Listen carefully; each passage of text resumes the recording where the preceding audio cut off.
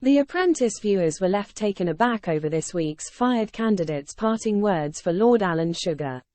Following a tense boardroom with project manager Phil Turner, Paul Bowen and Dr. Asif Munaf, the business tycoon decided Paul's time in the competition was over.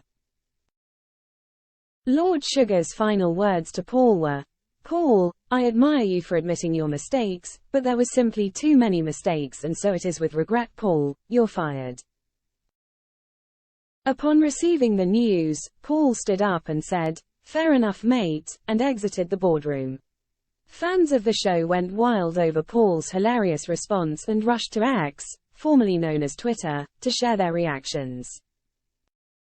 One BBC viewer said, "Paul B said fair enough mate after being fired. They got rid of the comedian of the series too early. FFS #The Apprentice. Sick." Another person expressed, "You're fired. Fair enough mate. Thank you very much. Cheers mate. I am howling #The Apprentice. Sick." Somebody else penned, "Now that's what you call an exit #The Apprentice." Yet another impressed X-user wrote, "Think that's the best leave from anyone in my time watching the show #The Apprentice."